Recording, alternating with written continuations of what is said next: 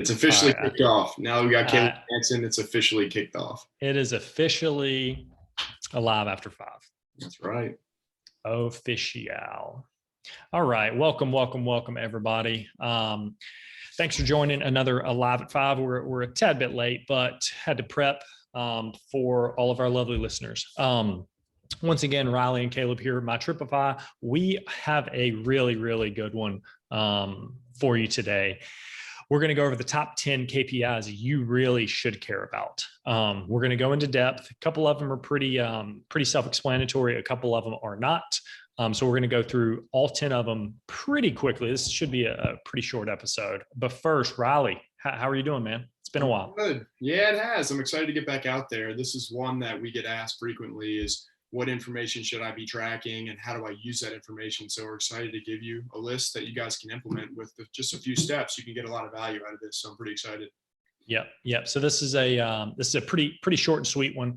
We're going to be reposting these slides, but yeah, without further ado, let's go ahead and jump in. All right, you can see my screen, right? Yeah, I got it. Perfect. So numero uno, occupancy rate. Once again, some of these are pretty self-explanatory. Occupancy rate, you've probably seen this before. But yeah, I mean, divide the number of booked nights by the number of available nights and multiply it by 100. Pretty self-explanatory, right, Riley? Yeah, simple percentage calculation. But what we're going to try and do here is help you connect those and actually implement those in your business. So, for example, here with the occupancy rate, just finding your occupancy rate is not enough. What you need to do is compare that against your market. Find out what other properties are doing and compare your rate versus theirs. Because, for example, if your occupancy is significantly higher than everyone else in the market, it could be an indicator that your pricing is too low. So that's one thing that occupancy rate helps you, is to gauge your pricing versus the rest of the market. Yep. Numero dos, RevPar. Yep. So RevPar is common in the hotel industry, and it's revenue per available room. So you're going to divide your gross rental revenue by the total number of rentals or rooms in that space. So it's kind of a combination of ADR and of occupancy. And it helps you compare apples to apples. When a property has, say, 3 rooms or 4 rooms or 2 rooms, it helps make those an equal comparison. So again, huge in the hotel industry when you have 100, 200 rooms in a hotel, helps them to compare how their revenue is compared with other smaller or bigger units. Yep. So you're not comparing apples to oranges, you're comparing apples to apples as closely as possible. Mm-hmm. Average length of stay, another pretty self-explanatory one. I know for us, we've seen a jump in this just because of COVID. Obviously, people are staying longer. They're working from home. They don't really, it's kind of going back to normal now. But recently, that number's really kind of spiked up. Mm-hmm. And that can indicate cash flow or help you kind of project cash flow, because the higher lengths of stay is less operating costs. So when you have a shorter length of stay, then you have more turnover and hence more operating costs. Yep. And that's a big factor. Keep those expenses low. Longer lengths of stay are typically a good thing. Yeah, and use this to market your property. So if you expect that you're in maybe a vacation market, or you're in a condo or somewhere that you should have shorter stays, maybe you've marketed that way, and maybe you're seeing that people are staying for 6, 7, 8, 1 week, 2 weeks. Change your marketing. Market towards people who are coming for that reason that the stay would be that length. So use that information. Yeah, that's a great point. One thing that we've implemented in the business is really asking people why they're coming to stay. I mean, we've heard a ton of things that I would have never guessed, where it's like, oh, they're in town for this, like a roller derby tournament. Like what? I might not market to that one, but like travel nursing is a big one, especially in the Charlotte area. So making sure you're in touch with the guest and making sure you're asking these questions, it'll go a long way. Now, if this was Rock Hill, I wouldn't be surprised if there was a roller derby. Number 4, average daily rate. Riley, you want to take this one? Yeah, so we have a whole other video about how to find what the ADR is and how to use that and implement that. But basically, this is really important to know and utilize with a pricing tool. It's going to help you set a base rate that you need to hit your projections. And then it's also going to help you monitor performance. What is our ADR in the past? Do we expect that to be higher or lower? And how do we want to react to that? Yep. Setting the standard and then monitoring that on a pretty frequent basis is important. Net operating income, aka NOI, a really, really important factor in real estate as well. Yeah, use this to monitor your expenses. If you're pulling in 70, 80K in revenue, but you're only netting 10, 20, then you need to take a look at why are we netting so low, for our NOI is so low. It's because your expenses are too high. So this can be an indicator that our expenses may be too high, but it's also important to track this when you're doing any ROI calculations. So when you're looking at how successful has this investment been for me, NOI is an important factor in making that calculation and then judging the success of that over other investments that you may do in the future. Yeah. One thing that we didn't talk about, but it came up this morning in our meeting, Riley, was like replacing towels. Like that you said that was a big thing with people, ruining towels with their makeup. That's doesn't seem like a lot, but over time with multiple properties, with multiple guests, those things add up. Yep. You just have to have a handle on what you think they're going to be. It helps you project and helps you act in the future for sure. Yep. Yeah. Revenue per property, pretty self-explanatory one there. Yeah. This will be useful for managers with multiple properties for sure. Yep. Mm-hmm. Number 7, total revenue for all of your vacation rentals or short-term rentals. Yeah. Not a rocket science computation here. Just add up all the revenue for all your vacation rentals. And the goal here is to help you project revenue in the future. So it gives you at least a baseline for what you're doing now. And you can either project growth or, project to stay steady with those numbers. Helps you just plan for the future. Yep. Number 8, one of the, I would say, most underutilized things to really keep a KPI on it. It's hard to track guest satisfaction without reading the reviews, asking for reviews, but this is something you definitely need to keep a pulse on at all times.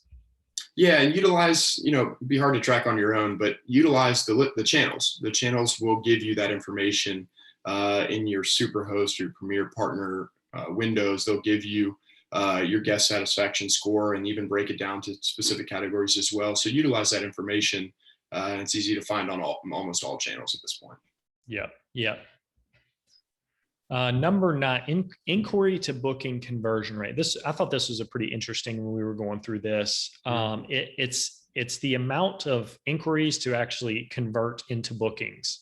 I think this is very, very important, if not one of the most important ones. And then Riley will definitely go into why this is important, but it's really how many of those people who inquired were you able to convert? So this takes into account like response time, answering their questions on a promptly basis, and a lot more. Yeah, I mean, you hit the nail on the head. With this conversion rate, you're seeing how many inquiries you actually convert into reservations. And if that number's low, then it means there's a problem. So you have to start looking at what that problem might be. In a couple of places that easy low-hanging fruit are response times and then something wrong with the listing of the property.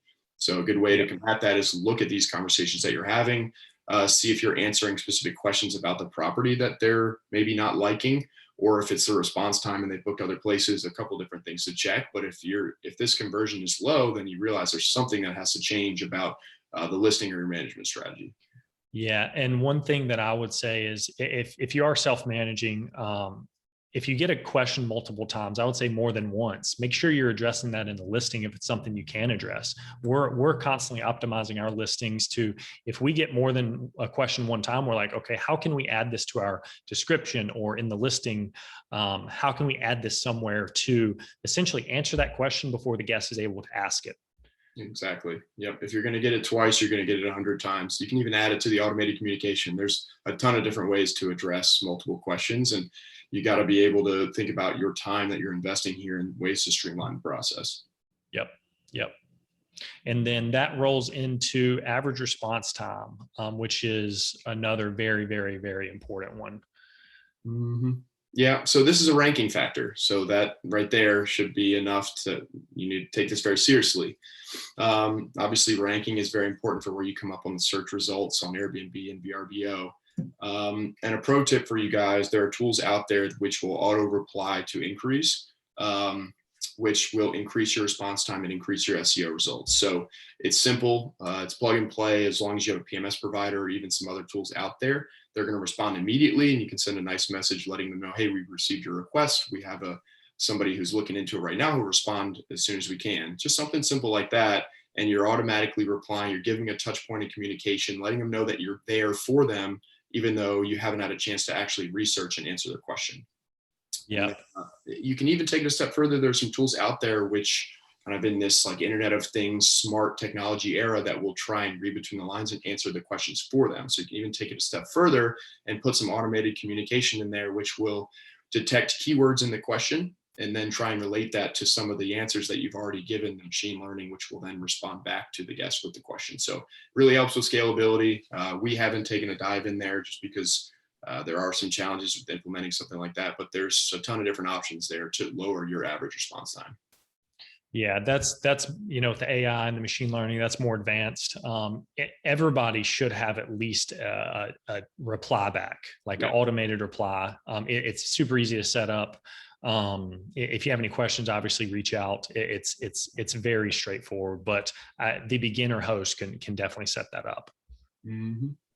And then tying this all together, like Riley, how would you use these 10 KPIs that we just went through on a day-to-day basis? Yeah, that's a good question. If I'm a listener here, one of my first questions is, well, how am I going to start tracking all these? Do I need to get an Excel spreadsheet? Do I need to start doing all these manual calculations? And the answer is no, that's not realistic.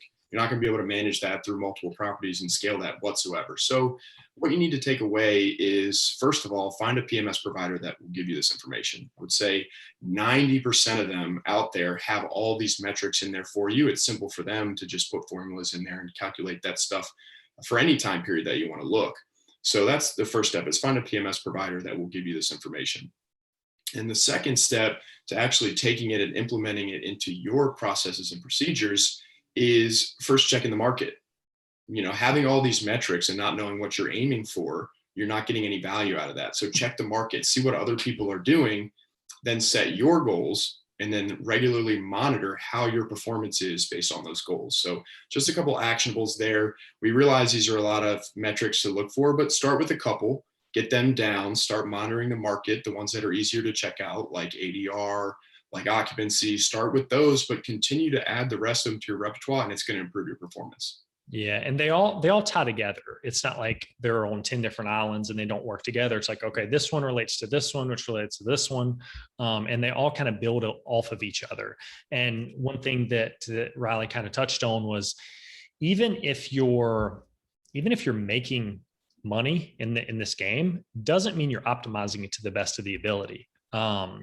Which is a huge thing. We had this chat last week with one of our investors. It's like, when is this going to get to a point where it's tapped out? And for us, we still see so much opportunity with this short-term rental in Charlotte and across the US. So it's really crazy. There's a lot of room for growth. Hopefully this is here to help you and help your business, and kind of look to us to kind of knowledge and educate. But realistically, we're wanting everyone to win. This is what we're doing full time, and making sure we're educating with the market trends and seeing where everything is going in Charlotte. But just keep that in mind as you kind of go through this journey. Absolutely. What did we say, that these hosts could be looking at the glass half full? They're doing well enough when realistically they got dribble in there. So yeah, they got half the glass waiting to get full. Exactly. Yeah. So if you are curious about a property that you currently own or looking to purchase, shoot us an email, Riley@mytripify.com. Mytripify.com is the email. We have forms on there. You can get in touch with us. If you're curious, reach out. It cannot hurt. We talk to investors literally every week where it's like, okay, what about this property? What about this one? We can run some quick numbers just to give them an idea of how that would do in the short-term market. If it makes sense, we can do more of a deep dive into that property and projections. But from a pretty high level, we can do that pretty quickly. Yep. So reach out. Hey, we love to network with hosts in our area and out of our area. Just had somebody reach out this morning from, I think, Pennsylvania, just trying to connect. And it's cool about this industry is it's such a hive mind that it's the success of everyone is driven toward the success of the individual. So, we want to help all the hosts that we can. If you're interested in management or not, if you're a self-manager, we'd love to connect, join our group. Let's chat about short-term rentals. Yep. Of course. Once again, thanks for joining us. This is a Live After 5 with Riley and Caleb. See you next week.